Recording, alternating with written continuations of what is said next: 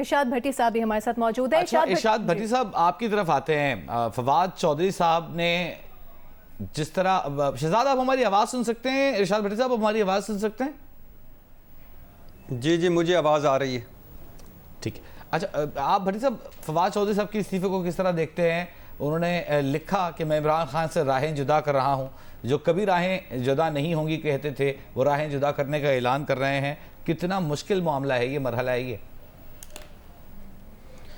دیکھیے، جو کچھ تحریک انصاف کے ساتھ ہو رہا ہے، یا جس طرح تحریک انصاف کے لوگ چھوڑ رہے ہیں، یا جس طرح تحریک انصاف اور عمران خان صاحب جس طرف جا رہے ہیں، اور جو شواہد آ رہے ہیں، یا جو 9 مئی کے حوالے سے جو کچھ آ رہا ہے، اس پہ تو دکھ ہوتا ہے، تکلیف ہوتی ہے، ظاہر ہے کوئی اچھی بات نہیں ہے۔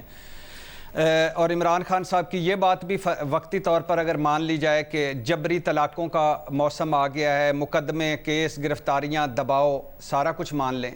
لیکن کچھ آج ہی شاید وہ سوچ لیں، یا ان کو سوچنا چاہیے کہ یہ جو میر جعفر، میر صادق، نیوٹرلز، ہینڈلر، سہولت کار، mister X, mister Y, dirty Harry, حیوان ہو تم، فلانا فلانا فلانا، اور جو آرمی چیف باپ ہوتا تھا اپنے دور اقتدار میں، وہ آرمی چیف غدار ہو گیا، جو D G I S I ملک کا نگہبان ہوتا تھا وہ غدار ہو گیا، جو فوج ملک کی سلامتی کی ضامن ہوتی تھی وہ فوج غدار ہو گئی۔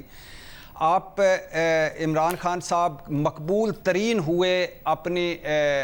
بیڈ گورننس، بیڈ پرفارمنس، یا مہنگائی، بے روزگاری، یا جو اپنے دور اقتدار کے آخری دنوں میں 13 ضمنی انتخابات ہارے، وہ اپنے کے پی میں وہ بلدیاتی الیکشن اپنے گڑھ اور گھر میں ہارے، اس کے بعد اللہ نے ان کو مقبولیت دی، وہ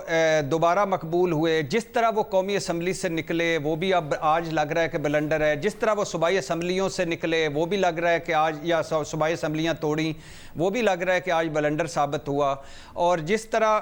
فوج سے لڑے، اگر آپ سیاست میں آئے تھے، فوج کو فتح کرنے آئے تھے، اپنی فوج کو فتح کرنے آئے تو پھر تو صحیح جا رہے ہیں آپ، لیکن اگر آپ سیاست کرنے آئے تھے، اور سیاست بھی اقتدار کی کرنے آئے تھے، اور آپ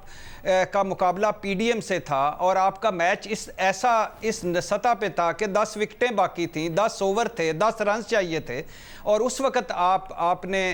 یہ جو فوج سے لڑائیاں لیں، فوج کو پوری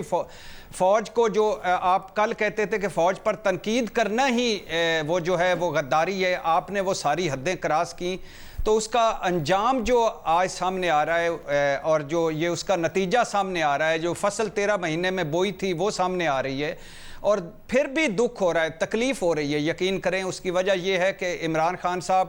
تیسری فورس کے طور پہ آئے تھے، انہوں نے ایک سٹیٹس کو توڑا تھا، اور وہ تیسری فورس کے طور پہ موجود تھے، اور اس ملک کی ایک بڑی سیاسی جماعت تھے، اور لیکن وہ جس طرح کی لڑائیاں وہ لڑ رہے تھے، یا جس طرح انہوں نے چمک کی لڑائیاں لڑیں، آج عمران خان صاحب کو سوچنا چاہیے کہ ان کے شہری مزاری صاحبہ مان لیا گرفتاریاں، مان لیا دباؤ، لیکن مجھے بتائیں کہ جبری طلاقیں بھی مان لیا، لیکن مجھے بتائیں شہری مزاری صاحبہ سے اگر ٹھنڈے دل سے پوچھیں، فواد چودھری صاحب سے ان مقدمے گرفتاریوں کے علاوہ بھی ٹھنڈے دل سے پوچھیں، کسی طریقے انصاف کے بندے سے پوچھیں، تو کیا وہ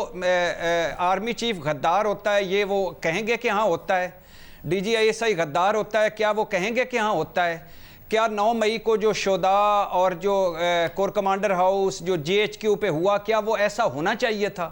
یہ نہیں ہونا چاہیے تھا، یہ شرمناک طریقے سے ہوا۔ اور پھر جو اب تحقیقات ہو رہی ہیں، جو اب تک شواہد آ رہے ہیں، جو وہ اس کے حوالے سے تو خطرناک چیزیں سامنے آ رہی ہیں، جو وہ بڑی عجیب سی ہیں۔ تو 9 مئی کا بوجھ ہے، 13 مہینے کا وہ بیانیہ ہے، اور قیادت کی سرد موری ہے، اور اس کے علاوہ جو اس کے علاوہ ہے ڈائریکٹ یا انڈائریکٹ انوالومنٹ جو ہے